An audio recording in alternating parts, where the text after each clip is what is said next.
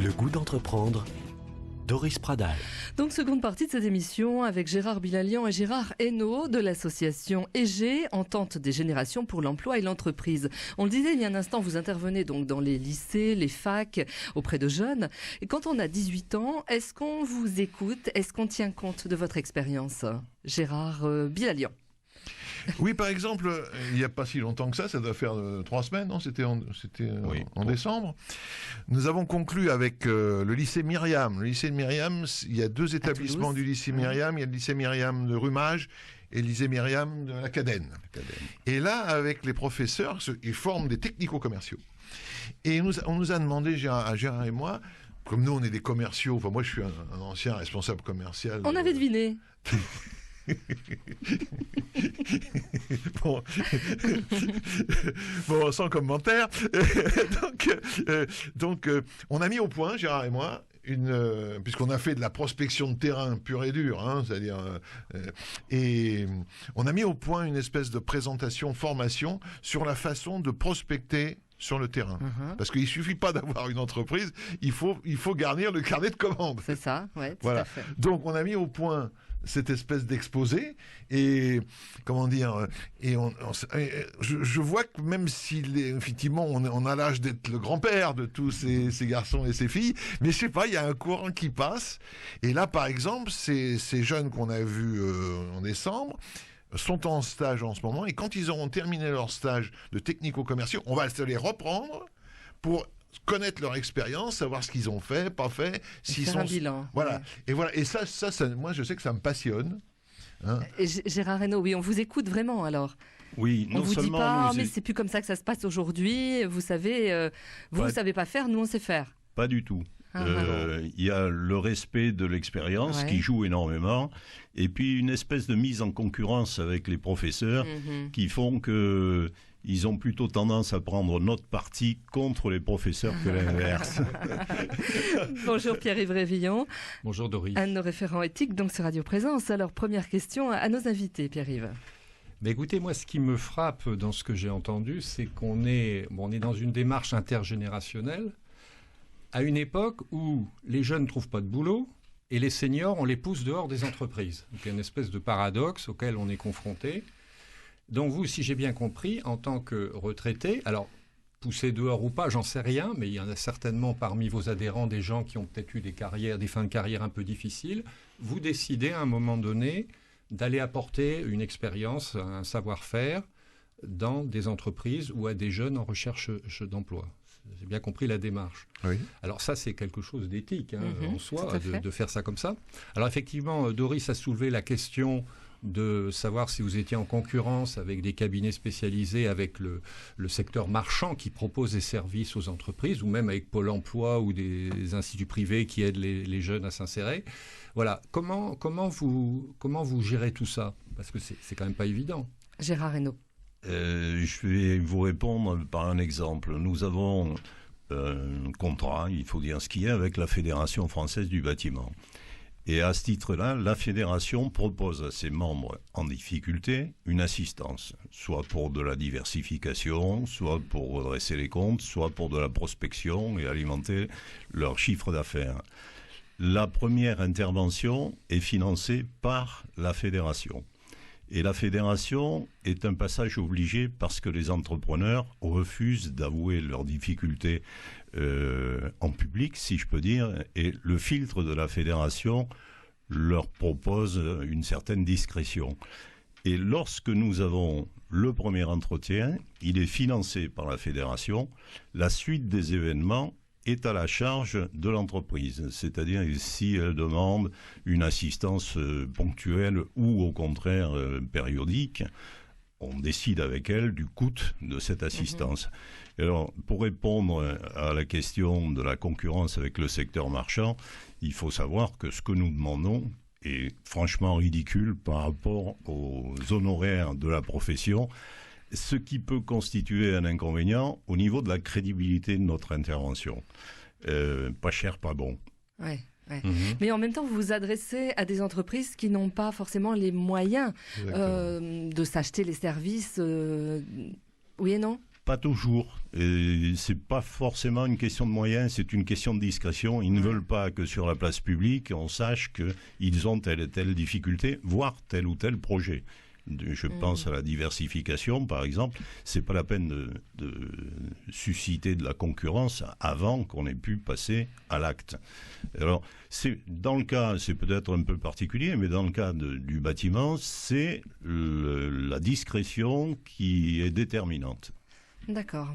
Pierre-Yves, une autre question. Alors, l'intergénérationnel, on pense tout de suite à la transmission, hein, c'est quand même l'enjeu majeur, mais c'est quand même pas évident. C'est quand même pas évident parce que les jeunes générations, que ce soit des jeunes chefs d'entreprise ou que ce soit même des étudiants qui sortent du système, ce qu'on appelle aujourd'hui les générations X, Y, Z, etc., ont une culture qui est totalement différente de la nôtre. Je me mets dedans puisque je suis aussi moi-même un retraité.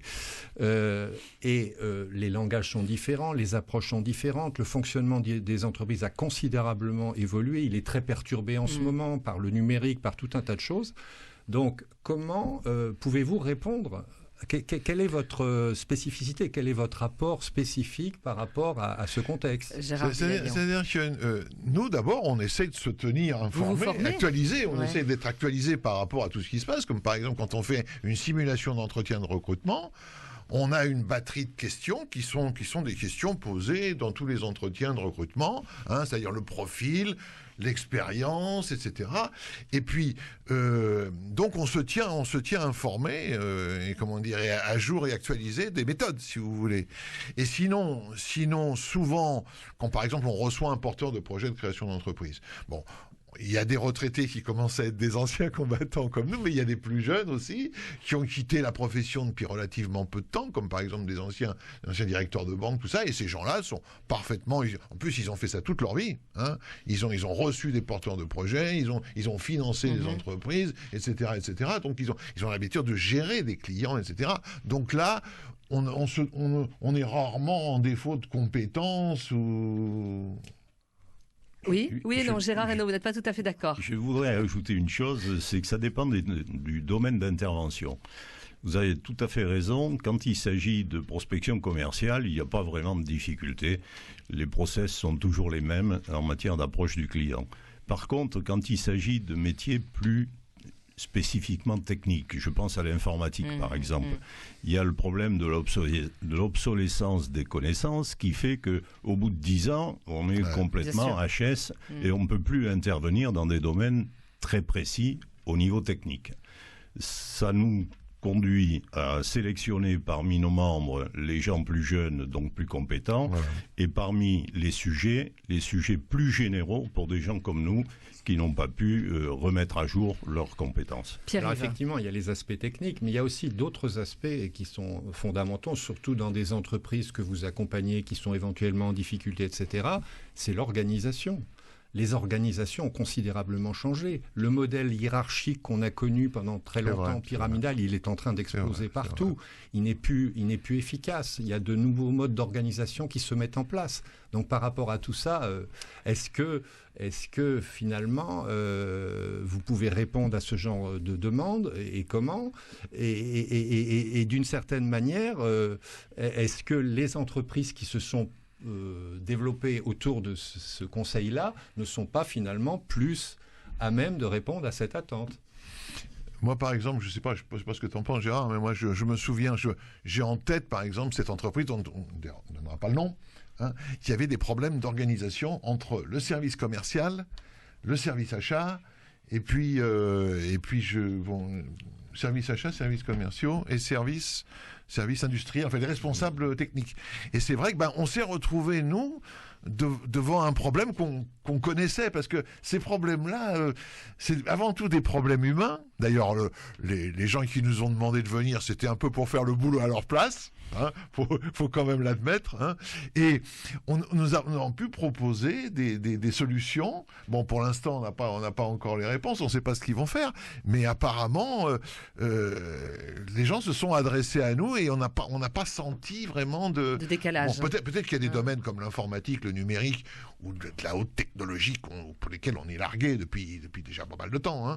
Mais sur ces aspects commerciaux, relations, organisationnels, on ne se sent pas trop, par rapport aux gens qu'on rencontre, on ne se sent pas trop largué. Mais c'est vrai qu'il y a des domaines où... D'ailleurs, à partir du moment où le domaine nous semble un peu hors de nos compétences, on ne le prendra pas. Vous le dites. Ça, c'est les acquis de l'expérience, finalement. Parce que c'est vrai que quand on a été confronté dans des organisations traditionnelles à des dysfonctionnements, et que maintenant on a pris du recul, on est peut-être plus à même. Oui, j'ai un autre exemple. C'était un de mes copains, donc je ne donnerai pas le nom. Eh bien, décidément, on ne saura rien. Et comment dire, eh ben, c'est ça le commercial, cher Doris. Et donc, qui par exemple avait un problème, il voulait absolument, ce monsieur-là voulait faire en sorte que son fils soit salarié dans son entreprise. Mais il n'avait pas le chiffre d'affaires suffisant, il dégageait pas assez de profit, etc. Bon, et ce monsieur faisait la rénovation de textiles, de fauteuils, de rembourrage, comment ça s'appelle ? De la tapisserie. Et il avait en particulier une belle convention, un beau marché avec Airbus. Donc il rénovait les fauteuils d'Airbus, etc. Mais il était toujours, comme on dit, toujours mes exemples de footballeurs, limite du hors-jeu pour tout ce qui était financement, trésorerie, etc.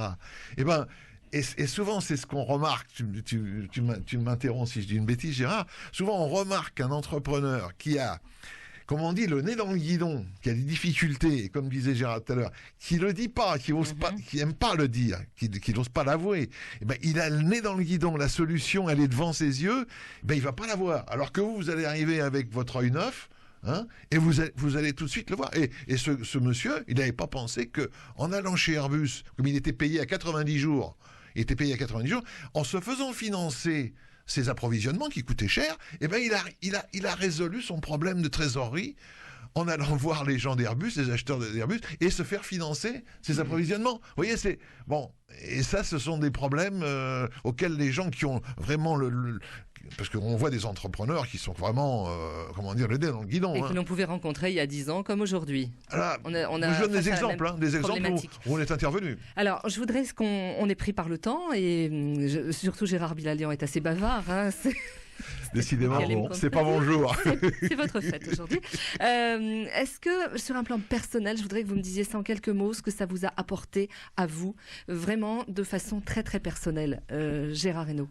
Je l'ai dit en commençant, une activité utile. Déjà, le sentiment de ne pas perdre du jour au lendemain tout ce qu'on a acquis pendant la vie professionnelle. La deuxième chose, c'est qu'il y a la confrontation des générations qui nous aide à rester un peu dans le vent, au travers des établissements scolaires en particulier. Troisièmement, il y a des problèmes, du moins, qui résultent de l'environnement économique auquel on est confronté, malgré la distance qu'on essaie de prendre, et qui nous obligent à repenser un peu les systèmes, les solutions que nous avons exploitées, voire mis en œuvre. C'est la raison pour laquelle on est souvent appelé à titre de conseil, plutôt qu'autre chose, conseil indépendant.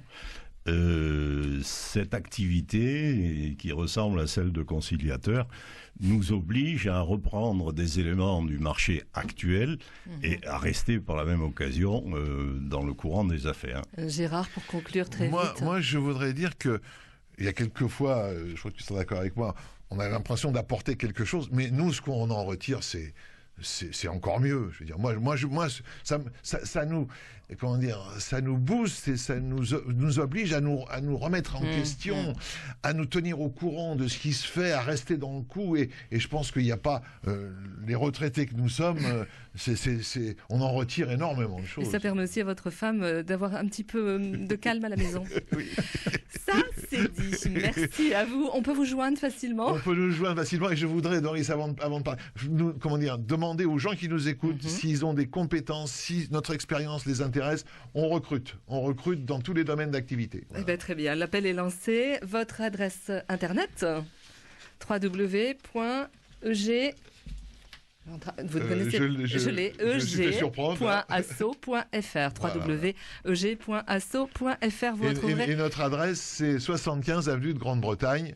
À Toulouse. À Toulouse, avec d'autres antennes, bien sûr, dans toute la France. Vous retrouverez tous ces éléments sur notre site internet radioprésence.com. Si vous souhaitez nous joindre, notez cette adresse entreprendre@radioprésence.com.